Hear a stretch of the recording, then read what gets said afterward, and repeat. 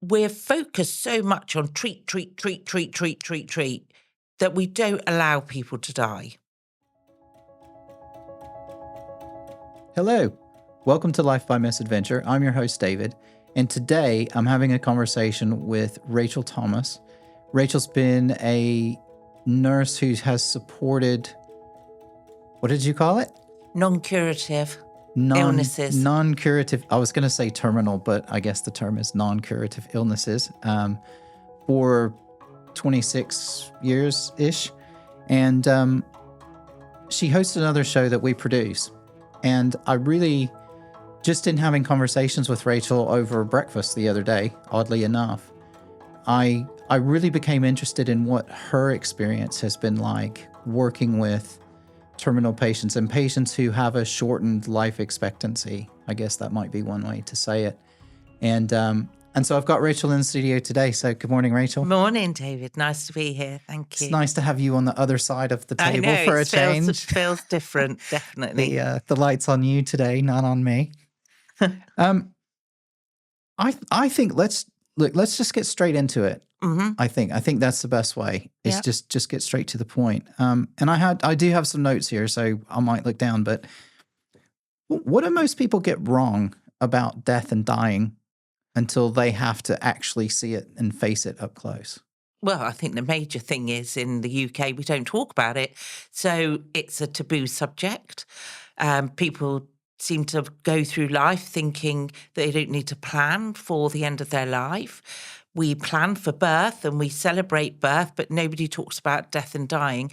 So often when patients or people get diagnosed with a life-limiting illness, their mortality is in front of them very much. It puts them in a bit of a panic, anxiety, a lot of fear, a lot of distress, most of which is because we don't talk about dying. But we are all going to die. And so for me, it's as normal as being born. So I think that's the worst thing, is that people don't talk about it. I think if people do talk about it, they realise that it's not some big scary event. It's very normal. It's part of our ageing process, and we all die. And with good palliative care and support and people being able to say to their loved ones what their wishes are, a lot of people have a very good death. Mm-hmm. What are the assumptions that you see, or maybe the incorrect assumptions that people have when they come in? I think when my patients talk to me about dying and the families talk about dying, there's a perception that death is going to be traumatic, that death is going to be painful, that the person is going to suffer. And there's a lot of fear and anxiety about that. Some people, but not so many now because we live in quite a faithless society, but some people worry about what's going to happen to them on the other side. But that tends to be less now, that we're not really, as say, a faith-driven society. Interesting. And has that changed in the last 20, 30 years? I would say definitely. So when I first started my life as a nurse, and looking after patients who were about to die, there was often talk about going on to a better place. There was talk about spirituality, their faith and beliefs. They might not be Christian beliefs, but they had beliefs about what they felt would happen to them when they died. And I think now that's not so much the case. We get this romantic thing, when famous people die, oh, they're in heaven and they're doing this, that, and the other. But, other than that, people don't really talk about the other side. And I think that can cause quite a bit of anxiety about what happens when we've gone. Nobody's come back to tell us. So we're stumped. Well, some people have almost gone. Well, yeah. But who knows what happened there. I had a friend I just talked to. He's had 3 heart attacks, and he's kind of seen the tunnel of light and the whole thing a couple of times. And but even he's like, I don't really know. No. He's like, you get a sense of calm right at the very end. Yeah, and some people are calm. Some people are a lot of people are in a state of unconsciousness just before they die, so they're not really aware. Mm. We always believe that they can hear, and that the hearing is one of the last senses to go. And we also believe, and I sincerely believe, having sat by many people as they die, that they know who's there. They have a Mm. presence, and often nurses carry with them a comforting presence that we're not really aware of that, but we do, and particularly in palliative care. So, just the way we would go into a room when someone's becoming end of life, touch of that person, the way we speak to them can bring huge comfort and peace to people. I don't know how you do it. How did you get into doing that sort of care in the beginning? So I was in Bournemouth at the time, and I was a massive fan of Lady Diana, or Princess Diana as she was then. And I remember seeing Princess Diana going into I think it was Terence Higgins Trust hospice in London, and touching patients with AIDS. Uh, and just thinking, what an amazing difference she's made just by that. My mum was a nurse, my aunt's a nurse, so there was that background. I used to play with my dollies as being a nurse, so there's always been that sort of inkling. I lost it for a while and then went back. And when I became a nurse, when I was training, I knew right from day one that I wanted to work with HIV patients, because I felt they were hugely stigmatized, that looking after them was really doing something special and rewarding, both for me and to know that they are being treated as valuable human beings that have a right. And that was my driving force. And it just developed from there. Mm. And I remember you said that, you know, you worked with the HIV patients for quite a while, and then they kinda got to the point where the drugs were really good and they weren't dying as much, and then you kinda wanted to go to help other people that were in that position, Yeah, and that's how you got into what you're doing now, is yeah. that right? Yeah, so my job as on the HIV unit, I worked at Bart's Hospital, which was, I've got wonderful memories of that hospital, and my patients, and I still remember some of those patients now.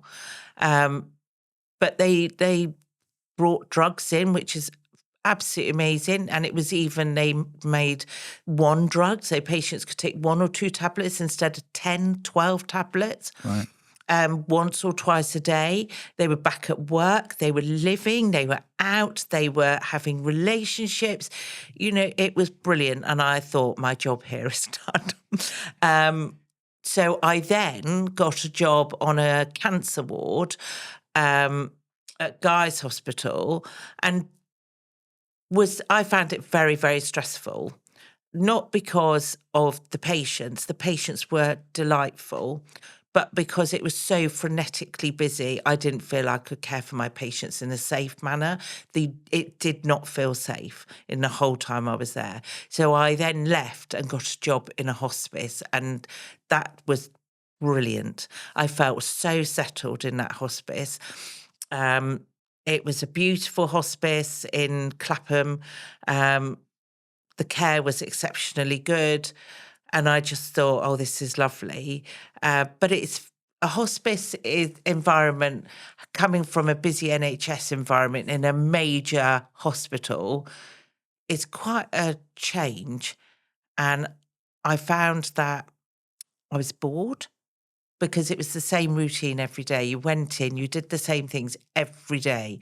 Um, Although your patients were different, it was the same routine, and I just didn't feel challenged. So I went back to the NHS and worked in outpatients, oncology outpatients, and then a job came up in lung cancer, and I took the job in lung cancer and thought, this is it. This is my where I'm meant to be. And at the time, our lung cancer patients were diagnosed and died within 12 months. Wow.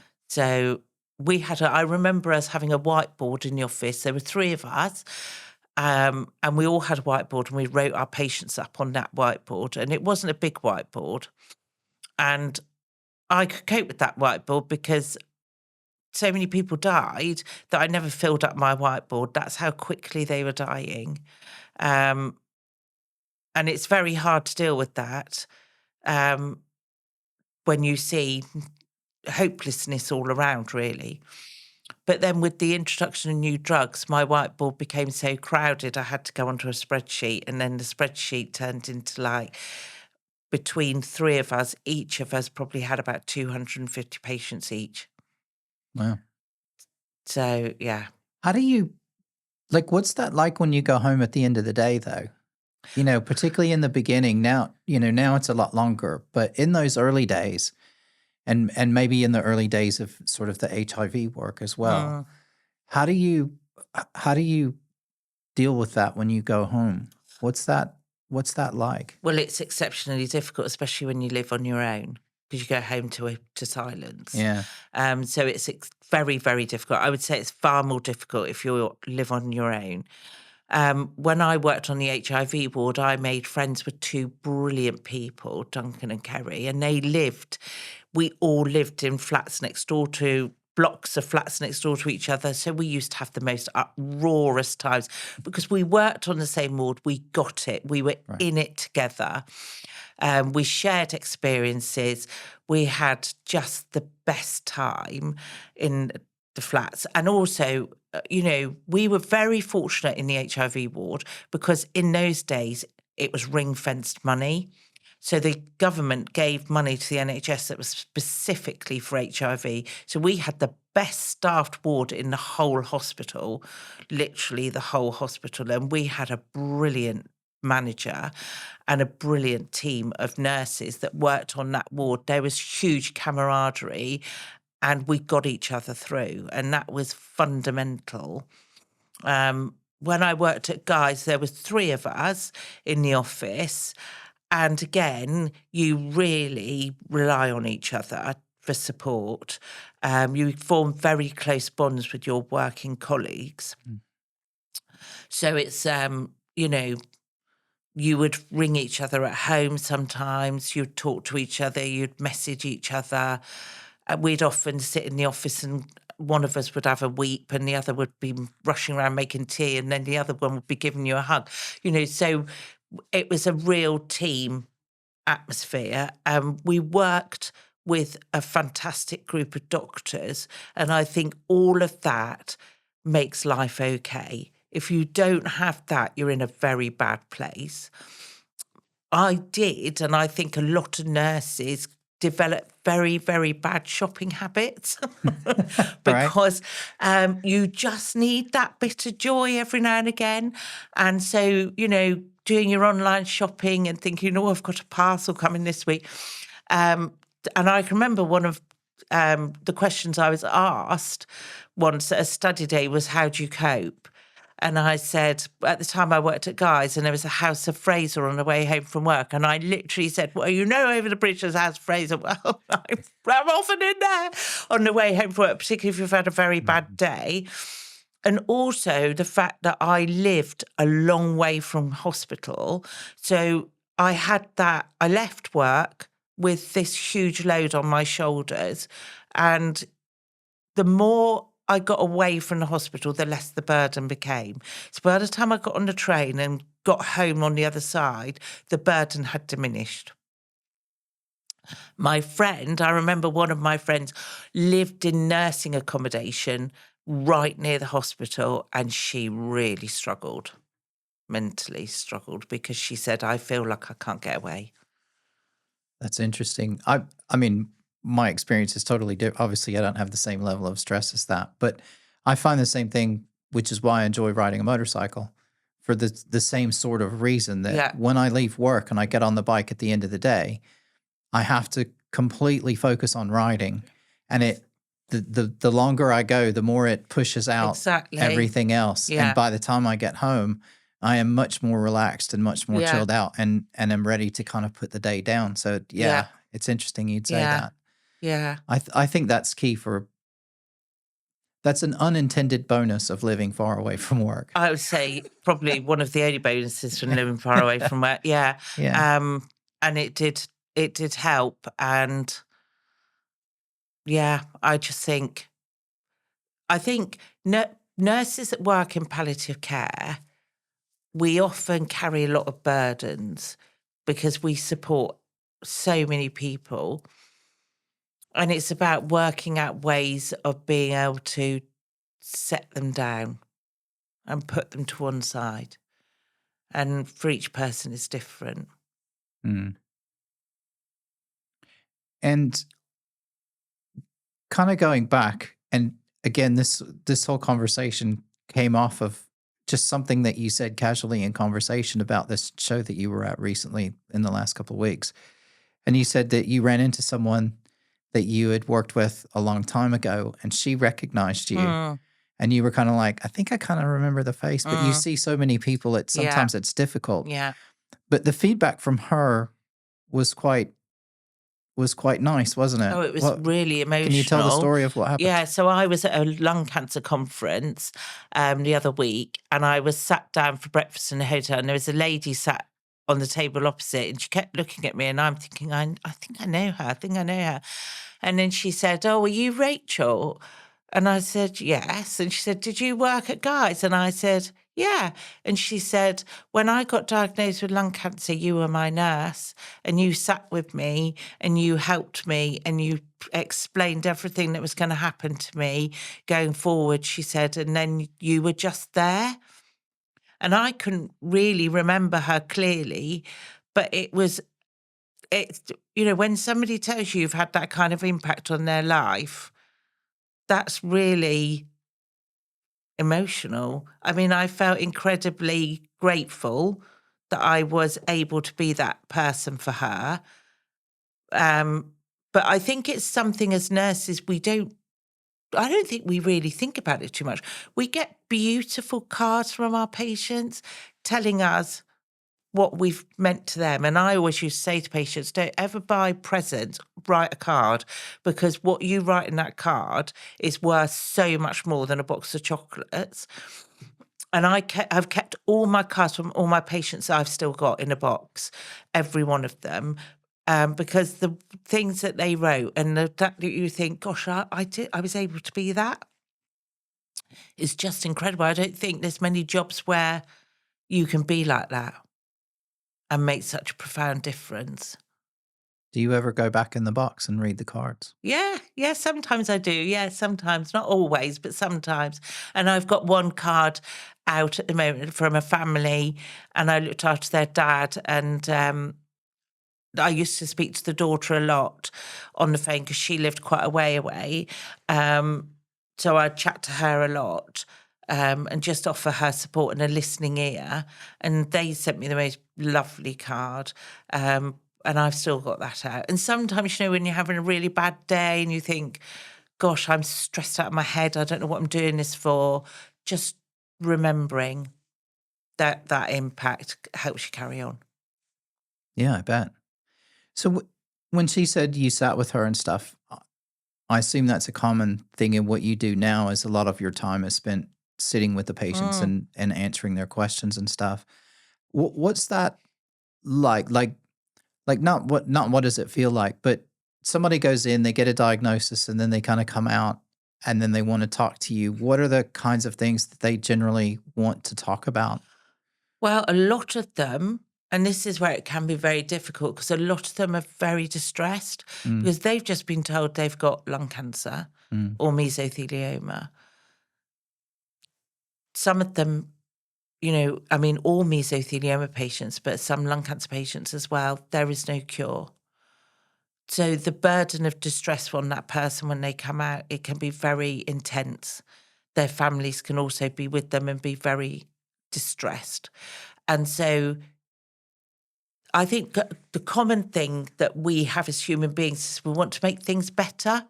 So you want to say things that make things better, but actually that's not the right thing because nothing's going to make this better for this mm. person. Actually, what you need to do is just sit and be with them in their distress and allow that distress and not try and make it better, but to try and give some, reassurance that there are treatments, we will look after you, you're in a very good place, this centre of excellence.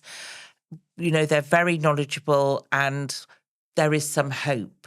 And all I wanted for my patients when they left Guy's, when they'd been diagnosed, was to leave with a shred of hope and to leave with some comfort.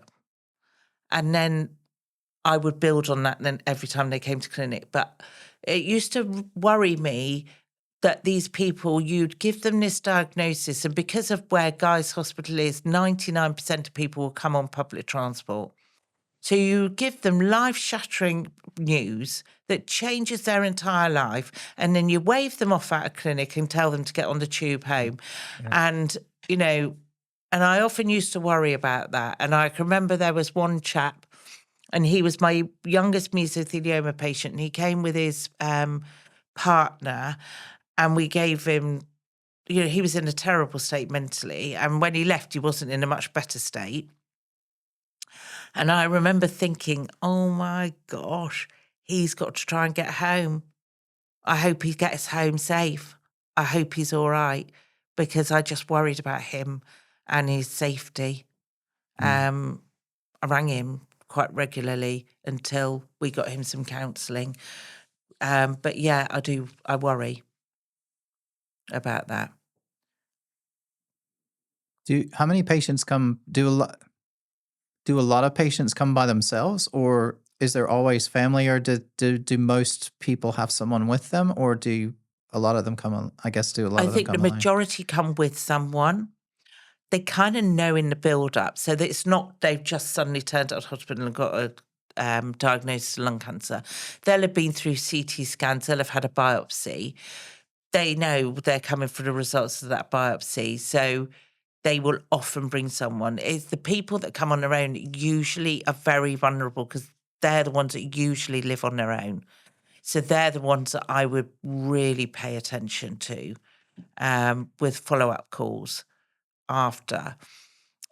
Also the ones that used to come with their family, but they'd be very blasé.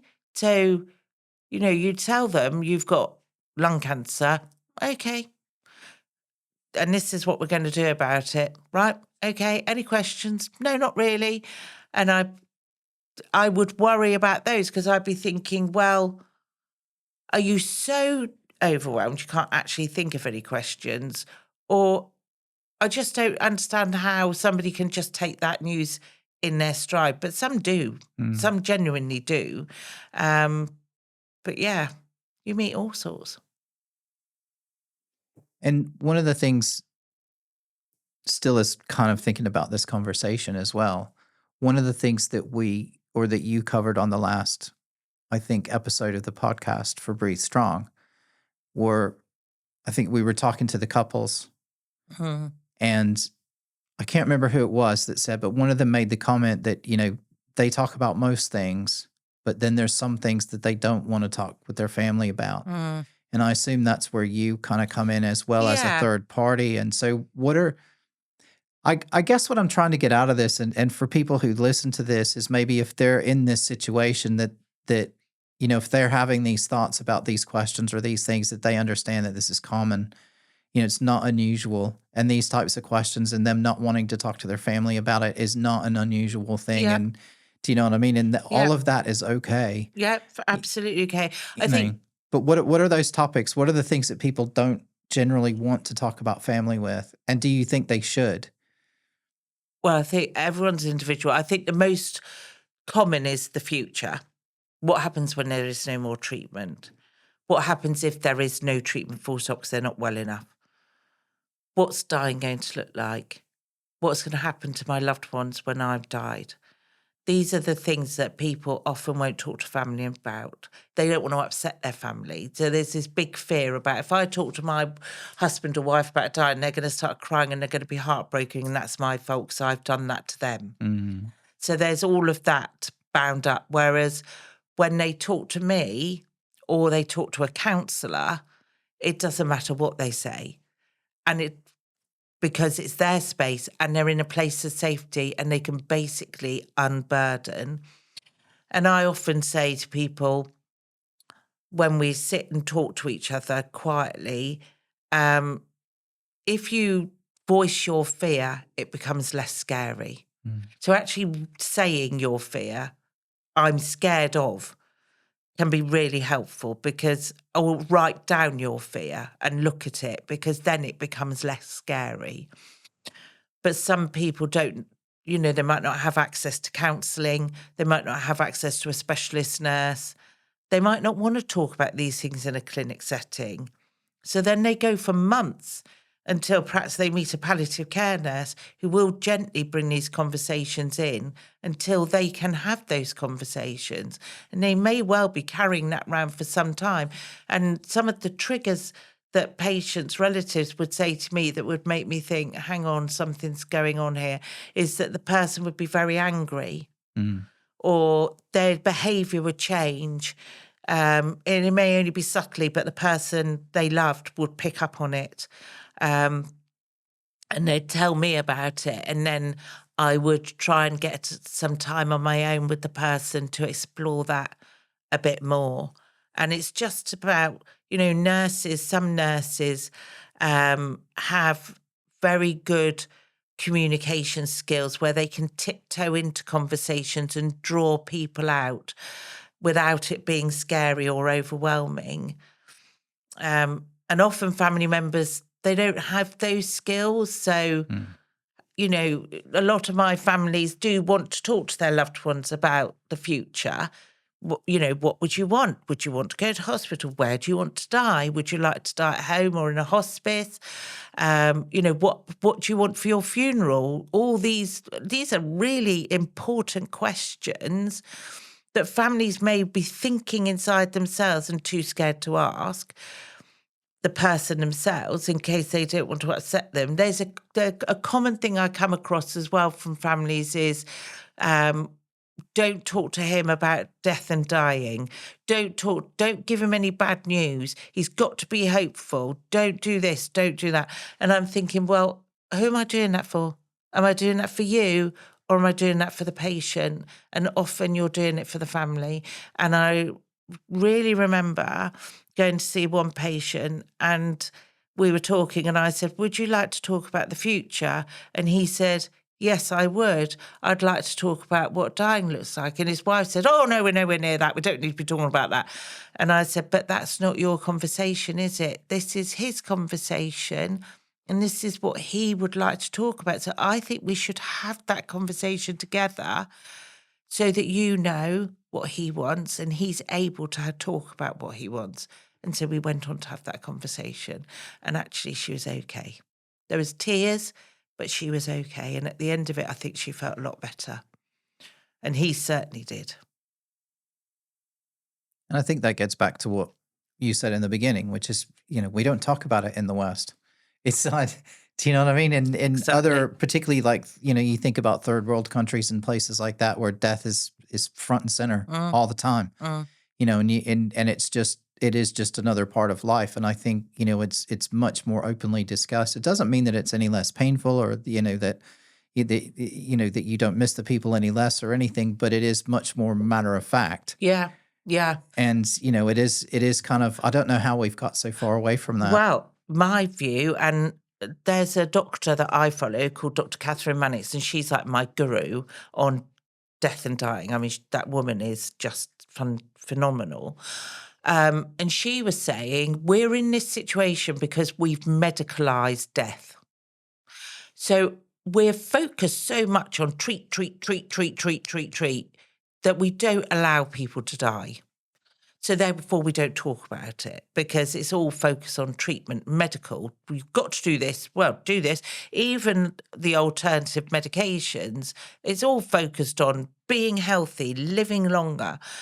We've lost that, as she said, we've lost that sitting round the bedside that we would have done in the old days. The families would gather around the bed of the person dying and they'd share stories and they'd have memories and conversations, maybe with the person or as a group. between them if the person is asleep. And all of that went on in the UK. And the person, when they died, would be in the coffin in the house, and people would come and pay their respects. And we have lost all of that. All of that has gone, and we're focused and fixated on staying alive. And we mustn't talk about that. But I think those things that we did were beautiful, and then meant that people's bereavement journey after was probably a lot better. Yeah. And probably not as much of a shock Mm, either. I think a mm. lot of times people are shocked, Yeah, they and are. they're not surprised. And like you said, people don't want to talk about it and No, they're uncomfortable. And so that it just makes it weird when it doesn't need to be yeah. weird. And which makes me think one of your little bugbears is just that you like to just say died and dying. You don't like to say passed on and all the other stuff, do you? No, You're because much more matter of fact about it than they've died. And I yeah. think we need to get rid of all this. It's like people use the word, oh, they lost their fight. They were courageous to the end, but they lost their fight. They didn't lose their fight because that means they failed. And they haven't failed. They died because of the result of the cancer affecting their bodily organs. And and that's sad, but that's what happened. They didn't fail in any way. They didn't lose courage in any way.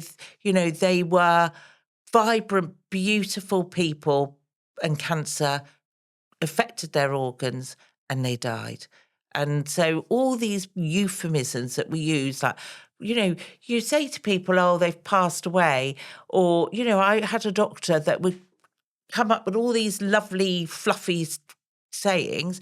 The patient would come out and be completely oblivious as to actually what the fundamental situation was, which Right. was that you've got no further treatment options and that your life is short and you need to have time with your family and prepare for that.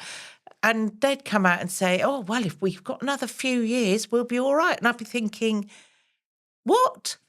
You're actually robbing that person of being able to make plans and have really special time with their family as they plan for the end of their life. So I think, people need clarity, especially if they're scared. They do need words that are simple and are, in a way, to the point. So when you say to somebody, I think he's dying, there's nothing that you can get wrong about that. Everybody knows what that is. And therefore, you can then bring people onto the same page and support them in that process. So, yeah. And how has all of this changed you from who you were when you started on this journey? Yeah, I think that's really interesting because I think we do change because I think you see life differently because we've seen, as nurses, we've seen life come and we see it go. We see the frailty of life and how somebody can be going along really well at one point, and this can be young people or older people, but, they've got their lives mapped out and they're going to do this and they're going to do that. And then suddenly they get a cancer diagnosis and that all changes. And I think I appreciate life far more. I have less time for crap because my tolerance levels are very low. Because I think, life's too short for this rubbish is one of my common Yeah. sayings. Yeah. And I think that's come about because I've seen that life is short and we get one shot at it. We have to make it the best we can. And you have to make the most of every day. Has it changed your relationships and how you approach relationships? I think, well, you appreciate people more,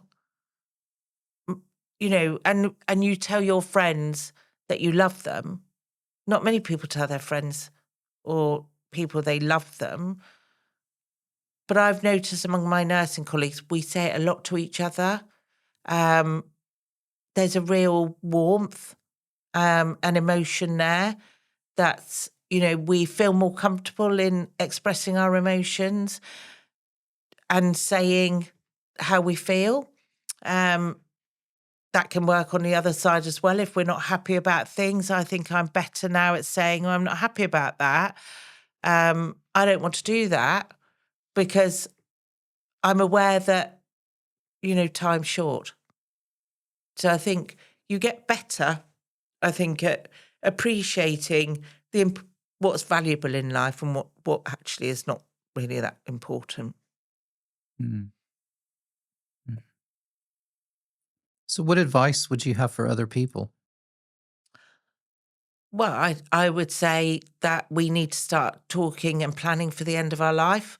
Just as we plan for birth, we should start being better at planning for the end of our lives, so that our loved ones don't have stress when that time comes, that everything is sorted out, that we in ourselves are more peaceful about the end of our life.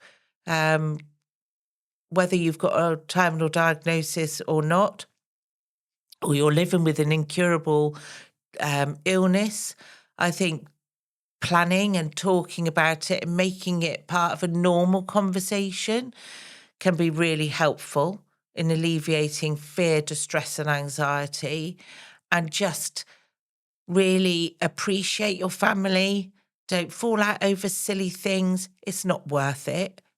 It's really not worth it. And just, also, I think people are in such pursuit of material goods, particularly in the Western society. It's about what car you drive, what house you live in, what job you're doing, how much money you've got in the bank, what clothes you're wearing. They're not important things. You can't take them with you.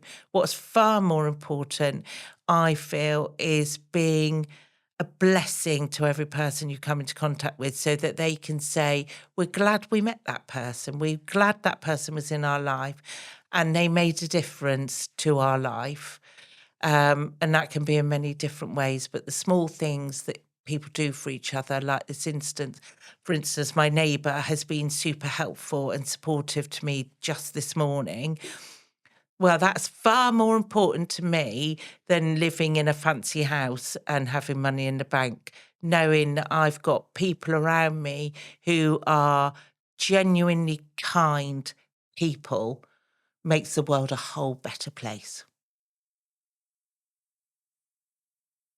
I think that's a great place to stop that part of the conversation. But before you go, tell us a little bit about the other podcast that you host, which is Breathe Strong, because I think it's relevant to this conversation a little bit. But um, I know you and I have been talking about it for quite a while, but if you tell everybody sort of what the idea is and why you're doing it.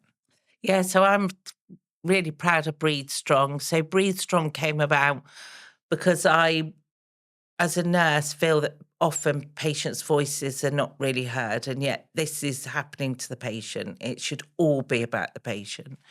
And I felt that they weren't being heard really. And not every patient wants to go to a support group. They find it daunting.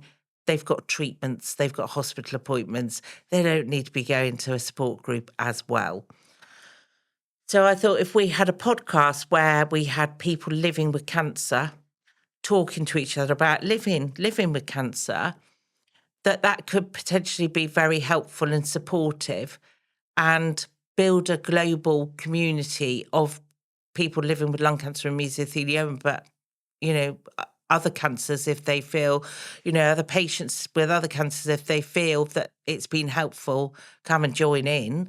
I think it's been really great. And just sitting and listening to conversations that have gone on Breathe Strong about the impact of diagnosis, about the impact on their mental health, about relationships, and the changes or not much changes that have gone on since their diagnosis, I've found really insightful, and I feel privileged to be the host, listening to those conversations, and then to see that people across 23 countries, I think it is now, have started to listen to Breathe Strong tells me there's a fundamental need out there for people's voices to be heard.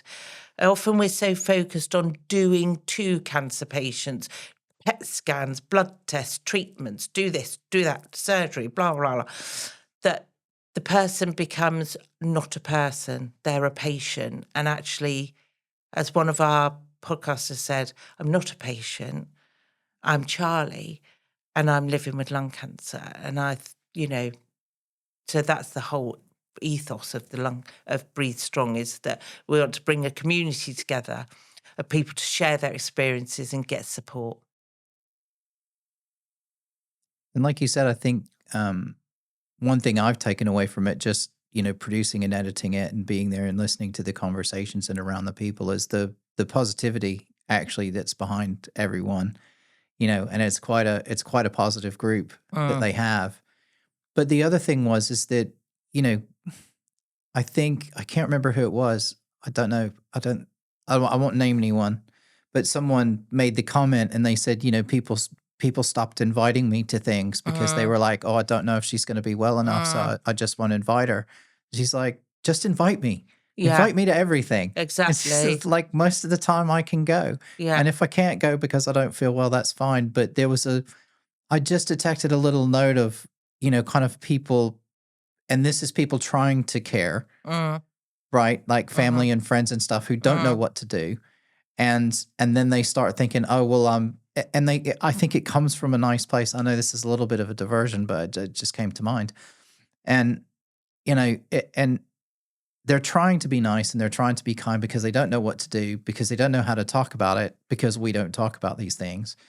And then they end up actually maybe doing more harm than just by just inviting someone Mm, or just having the conversation. mm, And so that was really interesting for me, and it sort of, the thing I took away from that is, and this isn't just cancer. This could be anything. Is talk to people. yeah, Just talk to people and talk to them, and, yeah, don't let it be an elephant in the room, and just go and ask them. It's what kids are great.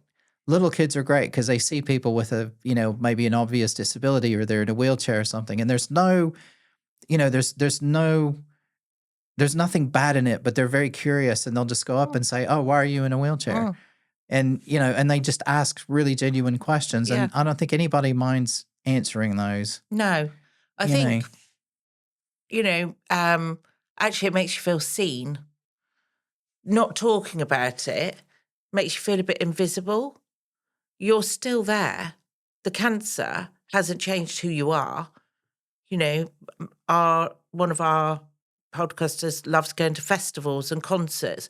Just because she's got mesothelioma doesn't mean she stopped loving going to concerts and festivals. Just means she might not be able to go to as many as she once did, and she might need some forward planning in order to get there. But you shouldn't not invite her because you think, oh, well, she might not be well enough. So what if she's not well enough? You put the ticket on Twickets or sell it or something, but don't not invite her or your loved one or your friend. Don't stop texting. Don't stop ringing. Don't make everything about cancer. They're far more than cancer. Um, and they still have a life and they want to have that life with their friends. And sometimes it's such a relief not to talk about it and have a friend where you go shopping or you go to the gym or you do what you used to do with that person, and cancer's not even mentioned. Um, and I think sometimes people, again, they want to make things better, but you're not going to make things better. So it's about just being there for that person. Just be there. Perfect. Thanks, Rachel. Thank you. Thank you for having me on. Grant.